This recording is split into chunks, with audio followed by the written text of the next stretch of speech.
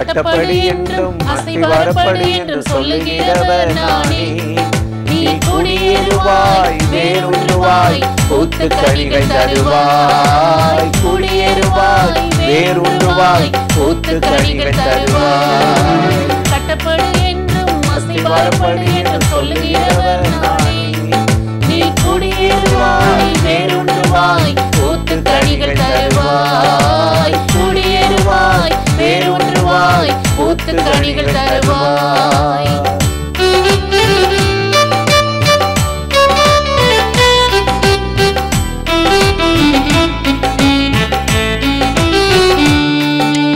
யாக்கோபு என்னும் சிறு பூச்சியே பயப்படாதே, நானே உந்தன் தேவன், உன்னை கைவிட மாட்டேன். யாக்கோபு என்னும் சிறு பூச்சியே பயப்படாதே, நானே உந்தன் தேவன், உன்னை கைவிட மாட்டேன். வலக்கரம் பிடித்திடுவேன், துணையாய் நின்றிடுவேன். வலக்கரம் பிடித்திடுவேன், துணையாய் நின்றிடுவேன். என்னில் மகிழுவாய், கம்பீரிப்பாய், மேன்மை பாராட்டுவாய். என்னில் மகிழுவாய், கம்பீரிப்பாய், மேன்மை பாராட்டுவாய். நீ கட்டப்படு என்றும் அஸ்திவாரப்படு என்று சொல்லுகிறவர் நானே. நீ குடியேறுவாய், வேரூன்றுவாய், பூத்து கனிகள் தருவாய். குடியேறுவாய், வேரூன்றுவாய், பூத்து கனிகள் தருவாய்.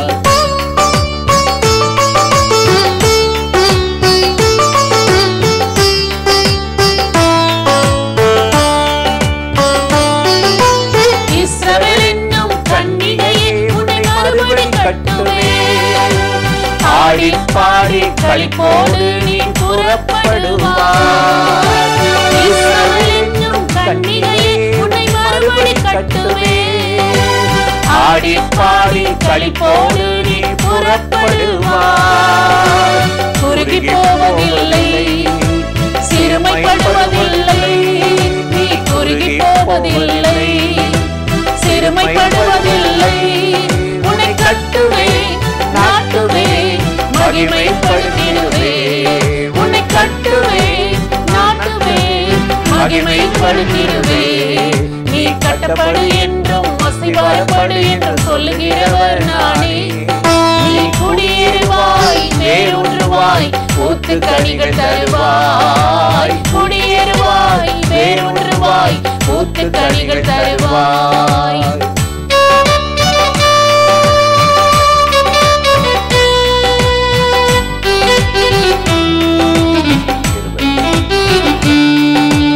இஸ்ரவேல் என்னும் மலைகளே, என் வார்த்தையை கேளுங்கள். நானே உங்கள் பட்சத்தில் இருந்து கண்ணோக்கிடுவேன். இஸ்ரவேல் என்னும் மலைகளே, என் வார்த்தையை கேளுங்கள். நானே உங்கள் பட்சத்தில் இருந்து கண்ணோக்கிடுவேன்.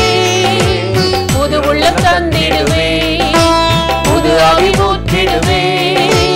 புது உள்ளம் தந்திடுவேன், புது ஆவி ஊற்றிடுவேன். நீ பழுகுவாய், பெருகுவாய், விருத்தி அடைந்திடுவாய்.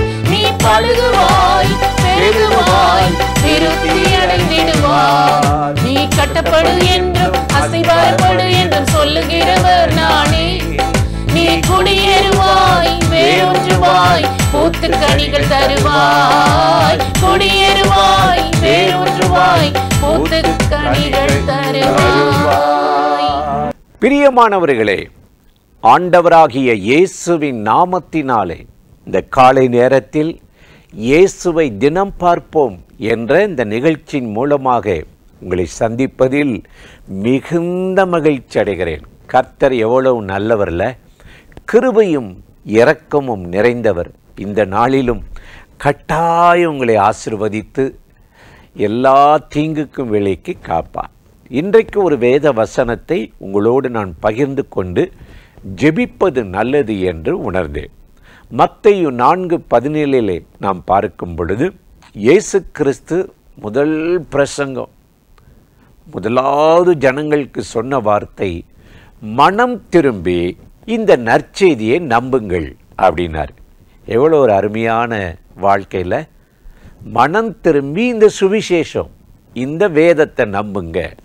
மனம் திரும்பாமல் நீங்கள் இதை நம்பவும் முடியாது, தேவனுக்குள் நிலைக்கவும் முடியாது, உங்கள் ஜெபத்தை அவர் கேட்கவும் மாட்டார். மனம் திரும்புதல் ரொம்ப அவசியம் அப்படின்னு சொன்னார்.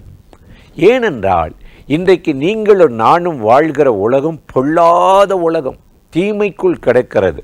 1 யோவான் 5:19 பார்க்கும் பொழுது உலகம் முழுவதும் பொல்லாங்குக்குள் கிடக்குதா, தீமைக்குள் கிடக்குதா. பல வருஷத்துக்கு முன்பு நான் ராமேஸ்வரம் அருகில் இருக்கிற தங்கச்சி மடம் என்ற இடத்துக்கு ஊழியத்துக்கு போயிருந்தேன். அங்கே இருக்கிற கத்தோலிக்க ஃபாதர் சந்தியாகு அவர்கள் அடிக்கடி என்னை கூப்பிடுவார்கள். அப்பொழுதெல்லாம் ரயிலில் மட்டும்தான் பயணம் செய்ய முடியும், பஸ் வசதி கிடையாது. அந்த பாம்பன் பாலமெல்லாம் அப்பொழுது கட்டவில்லை. அந்த ட்ரெயினை விட்டுட்டோன்னு வைங்க, 5 மணி நேரம் 6 மணி நேரம் காத்திருக்கணும். அப்படி ட்ரெயினை விட்ட சமயத்தில் மண்டபத்திலேருந்து தங்கச்சி பாம்பனுக்கு நாங்கள் நடந்தே போயிடுவோம்.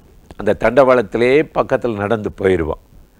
அப்படி போகும்போது உப்பு காற்று நம்ம மேலே தாக்கி என்ன ஆயிரும்னா அப்படியே உப்பாயிரும், பிசு பிசுன்னு ஆயிரும். போன உடனே குளித்தாதான் சரியாகும். அதே போல் அந்த உலகம் ஒரு பிசு பிசுப்பு, உப்பு, அசுத்தம் நிறைந்த உலகம். இயேசு கிறிஸ்துவினிடத்தில் மனம் திரும்பும்போது அவருடைய இரத்தம் நம்ம கழுவுனாதான் நம்ம தூய்மையாக முடியும் என்று கர்த்தருடைய வேதம் நமக்கு அருமையாய் சொல்லுகிறது. இன்றைக்கு இந்த நிகழ்ச்சியில் இணைந்து இந்த வார்த்தையை கேட்கிற அருமையானவர்களே, நம்ம ஒவ்வொரு நாளும் நம்முடைய மனம் புதிதாகணுமா, மறுரூபமாகணுமா. அப்போஸ்தலனாகிய பவுல் சொல்லுகிறார், உங்கள் மனம் புதிதாகிறதுனாலே மறுரூபமாகுங்கள். இதுதான் மனம் திரும்புதல். இப்படி மனம் திரும்பினோம்னா நம்ம அவருக்குள்ள அந்த ராஜ்யத்துக்குள்ள தகுதியுள்ளவர்களாக மாறி வாழ்வோம், பிழைப்போம் என்று கர்த்தருடைய வேதம் சொல்லுது. எசேக்கியேல் 18:32 பார்க்கும்போது மனம் திரும்பி நீங்கள் பிழைப்பீர்கள், மனம் திரும்பினால் அப்படின்னு வேதம் சொல்லுது.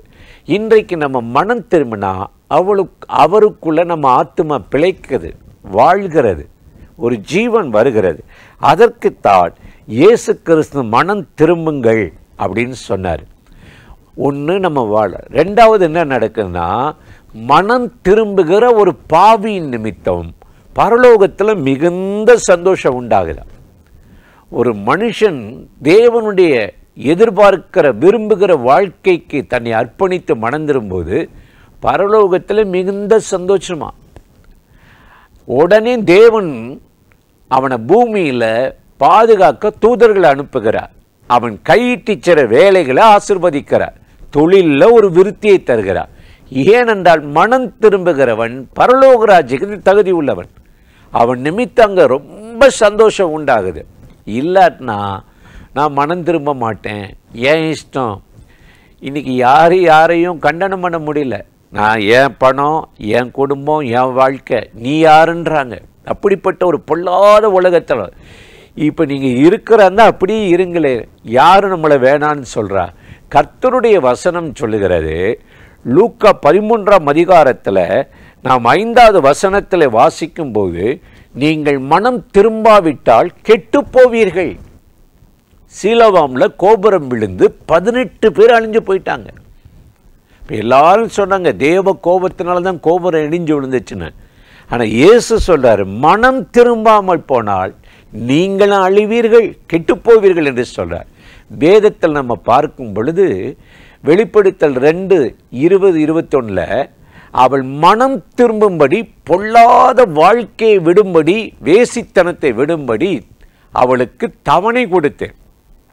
அவள் மாட்டேன்ட்டா. அவளை கட்டிலில் படுகிடையாய் கிடத்துவேன். வெளிப்படுத்தல 2ஆம் அதிகாரத்தில் 21-22 வசனத்தில் ஆண்டவர் அருமையாக அங்கே ஒரு எச்சரிப்பை, தண்டனையை பார்க்குறோம். அதனால தான் இன்றைக்கு நம்ம 10ஓடு 1 11 அழிந்து போகாமல் இருக்க, கர்த்தருடைய கிருபை இரக்கத்தையும் பெற நம்முடைய ஜெபம் இன்றைக்கு கேட்கப்படதான் நாம் ஆண்டவரை தேடுகிறோம், ஜெபிக்கிறோம். மனம் திரும்புவது அவசியமாக இருக்குது. இன்றைக்கு அந்த வாழ்க்கைக்கு நம்ம ஒப்பு கொடுக்கும்போது நம்ம மனம் புதிதாகிறதுனாலே மறுரூபம் அடைந்து தேவ பிள்ளைகளாக ராஜ்யத்தின் புத்திராக இந்த பூமியில் வாழ்கிறோம். கர்த்தர் உங்களை காக்கும்படி, உங்கள் கைகளின் பிரயாசத்தை ஆசீர்வதிக்கும்படி இந்த நாள் அப்படிப்பட்டவர்களை ஆசீர்வதித்து நடத்தப் போகிறார்.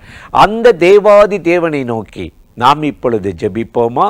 அன்பும் இரக்கமும் கிருபையும் நிறைந்த நல்ல ஆண்டவரே, இந்த ஆசீர்வதிக்கப்பட்ட நாளுக்காக, நேரத்துக்காக, கிருபை இரக்கங்களுக்காக உமக்கு நன்றி.